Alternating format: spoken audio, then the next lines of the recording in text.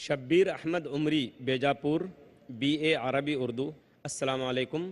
آپ محترم نے فرمایا اللہ بندوں پر بہت ہی مہربان ہے، تو کیا یہ زلزلے، طوفان، خطرناک بیماریاں، بم دھماکے، قتل و غارت گری بھی بندوں کے حق میں باعث رحمت ہیں؟ جواب دے کر شکریہ کا موقع عنایت فرمائیں۔ آپ نے اپنے سوال میں اس طرف توجہ دلائی ہے کہ زمین پر کبھی زلزلے آتے ہیں، کبھی اور جنگیں ہوتی ہیں۔ ان میں سے کچھ چیزیں تو وہ ہوتی ہیں جو انسانوں کے اپنے ہاتھوں کی لائی ہوئی ہوتی ہیں۔ ظہر الفساد فی البر والبحر بما کسبت ایدی الناس۔ خشکی پر ہی نہیں، سمندروں پر بھی فتنہ و فساد پھیل گیا ہے لوگوں کے ہاتھوں کی کمائی کی وجہ سے۔ لیکن زلزلے وغیرہ جو نیچرل کیلامٹیز ہیں، یہ کیوں آتے ہیں؟ اللہ تعالیٰ نے ایک نظام بنایا ہے۔ آپ کہیں کہ اللہ تعالیٰ مجھے 200 سال زندہ نہیں رکھے گا آپ کو 200 سال تک۔ اللہ تعالیٰ نے زمین کو ایسے بنایا ہے کہ اس میں زلزلے بھی آئیں گے، طوفان بھی آئیں گے، سونامی بھی آئے گا۔ یہ اللہ تعالیٰ کا بنایا ہوا نظام ہے۔ کہ نہیں، کوئی زلزلہ نہیں آئے۔ اور ایک بات یاد رکھیے، کہیں اگر زلزلہ آتا ہے تو وہ لازماً سزا ہے، یہ ضروری نہیں۔ مثلاً سونامی کا طوفان آیا آج سے چند سال پہلے، سب سے زیادہ مرنے والے کہاں تھے؟ اچھے، وہاں پر تقریباً 1.5-2 لاکھ افراد مر گئے۔ میں سری لنکا گیا تھا، 35,000 آدمی وہاں پر مرے، مشرقی ساحل پر۔ زیادہ تر لوگ مسلمان ہیں۔ کیا وہ ظالم تھے؟ کیا وہ مشرک تھے؟ تو اس طریقے سے سونامی کے طوفان میں مرنے والے زیادہ تر مسلمان تھے، بہت بڑی تعداد، 60-70%۔ تو ہر زلزلے کو، ہر طوفان کو، ہر فطری آفت کو اللہ کا عذاب سمجھ لیا جائے، صحیح نہیں۔ ابھی کشمیر میں اور پاکستان اور ہندوستان کشمیر میں دونوں جگہ زلزلہ آیا تھا۔ تو کیا ہے زلزلے وغیرہ یہ سب کیوں آتے ہیں؟ اس میں کئی پہلو۔ کچھ لوگوں کے لیے وارننگ ہے، کچھ لوگوں کے لیے عذاب ہے، کچھ لوگوں کے لیے آزمائش ہے کہ آپ ان کی مدد کرتے ہیں نہیں کرتے ہیں۔ لہٰذا فطری آفات کو لازماً اللہ تعالیٰ کا عذاب سمجھ لینا، یہ بات صحیح نہیں۔ زید عرب بھائی کا سوال یہ ہے، کیا آج کے زمانے میں ہم گاندھی جی کے فلسفے کو عمل میں لا سکتے ہیں؟ یعنی اگر کوئی ایک گال پر تماچا مارے تو دوسرا گال آگے کر دیا جائے؟ یعنی اگر کوئی WTC کی ایک عمارت کو ڈھائے تو کیا ہم دوسری عمارت آگے کر دیں؟ یہ گاندھی جی کے الفاظ نہیں، یہ عیسیٰ علیہ السلام کے الفاظ ہیں۔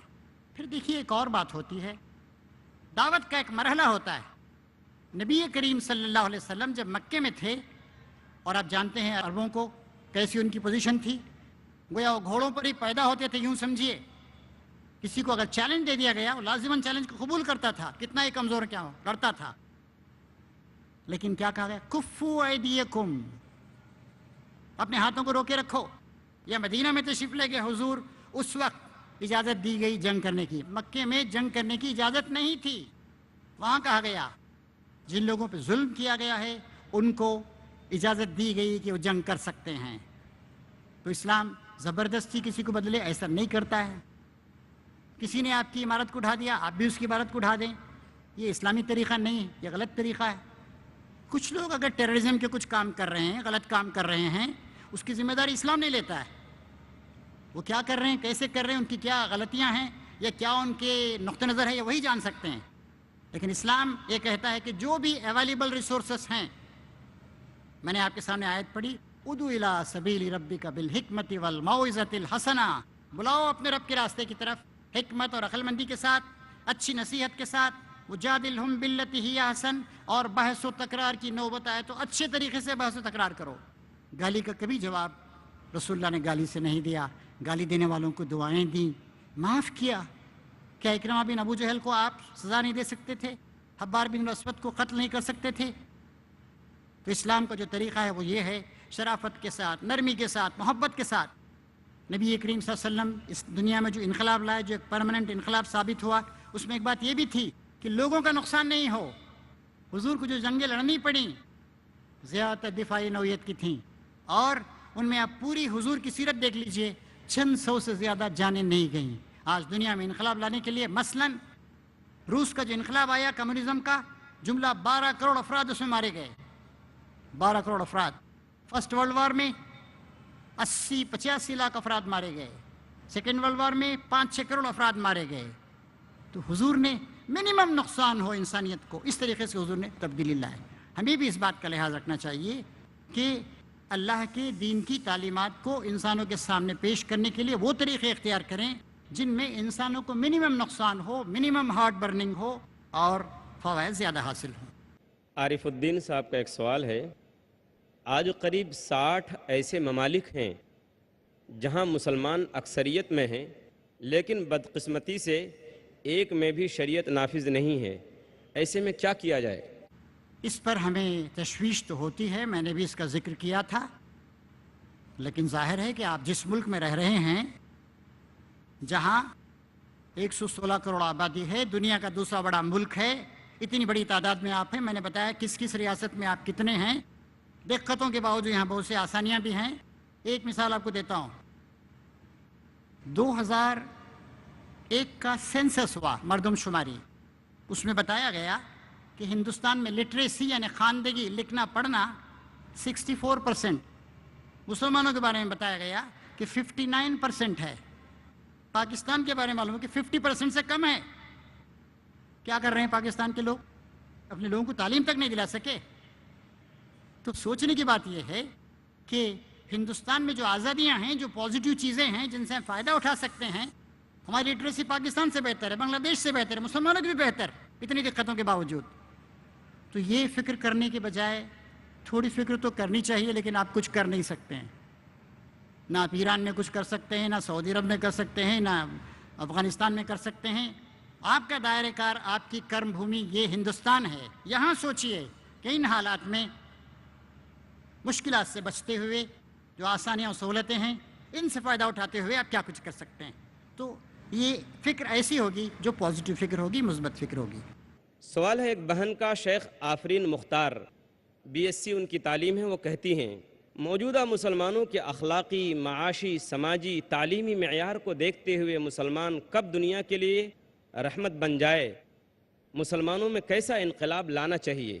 اس پر روشنی ڈالیں۔ کب کا جواب آپ کو، ہم کو، سب کو مل کر دینا ہے۔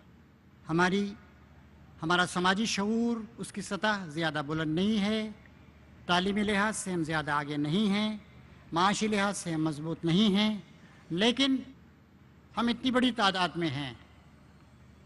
ہمارے 58 انڈیپینڈنٹ ممالک ہیں، ہمارے بہت سے ایسے ممالک ہیں جن کی پر کیپیٹا انکم ہائیسٹ ان دی ورلڈ ہے۔ اس کا جواب ہر مسلمان کو دینا ہے، آپ کو اور مجھے، ہر مرد ہر عورت کو دینا ہے کہ میں کیا کر سکتا ہوں، میں کیا کر سکتا ہوں، میرا کنٹریبیوشن کیا ہو سکتا ہے۔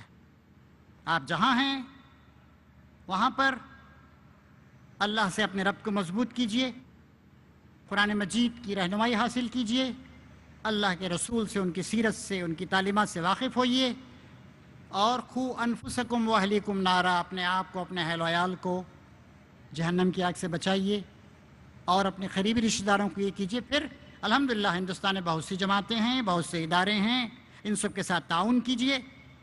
یہ جواب ہر ایک سے ہے، ہر دردمند مسلمان سے ہے، ہر بیٹی سے، ہر بیٹے سے۔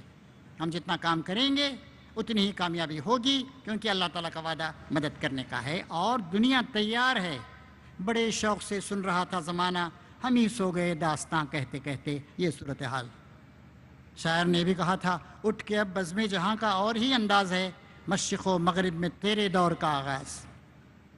اسلام پڑھا جا رہا ہے، سنا جا رہا ہے، برننگ سوال بن گیا ہے، تعلیم بھی دی جائے اور اس پر عمل کر کے نمونہ بھی پیش کیا جائے، تو انشاءاللہ اللہ تعالی ہماری راہوں کو آسان کرے گا اور آسانیاں پیدا فرمائے گا۔ اب اگلا سوال ہے ایک غیر مسلم بھائی کا، اویناش پالدے، BA ان کی تعلیم ہے، وہ کہتے ہیں، ہندی میں سوال انہوں نے کیا ہے، وہ کہتے ہیں کہ ایسا دیکھا جاتا ہے کہ مسلم اور عیسائی لوگ دھرم پرچار کرتے ہیں، بچوں کے پڑھائی کا خرچہ اٹھانے کا لالچ دلاتے ہیں، لیکن جو ایسا نہیں کرتے اس دھرم میں زیادہ امن پایا جاتا ہے۔ دنیا میں سب سے زیادہ بدھسٹ کیوں ہیں؟ دیکھیے، مذہب بڑی قیمتی چیز ہوتا ہے، ہر شخص کو اپنے مذہب سے پیار، لیکن ظاہر ہے کہ مختلف لوگ مختلف مذاہب میں پیدا ہوئے ہیں، لہٰذا دنیا کے ہر دستور نے اس بات کی آزادی دی ہے اور ہندوستان کا کانسٹیٹیوشن بھی اس بات کی آزادی دیتا ہے کہ you can profess practice and preach any religion of your choice. آپ جس مذہب کو چاہیں پسند کریں, جس پہ چاہیں عمل کریں, جس کو چاہیں آپ اس کی تبلیغ و اشاعت کریں. یہ سب کی ذمہ داری ہے, ہندو ہوں یا مسلمان ہوں, عیسائی ہوں, ان کے پاس جو بھی بھلائی کی چیز ہے دنیا کے سامنے اس کو پیش کریں. مسلمانوں کے بارے میں تو کم سے کم یہ بات نہیں کہی جا سکتی. مسلمان بیچارے تو خود تعلیم میں پسماندہ ہیں. وہ کہاں سے ایسے کر رہے ہیں کہ کسی غیر مسلم سے کہیں کہ بھئی تو آ جا, تو کنورٹ ہو جا, ہم تیری تعلیم کا انتظام کریں گے. مسلمان تو تعلیم میں, لٹریسی میں پیچھے ہیں. یہ بات صحیح نہیں. میں تمل ناڈو سے تعلق رکھتا ہوں.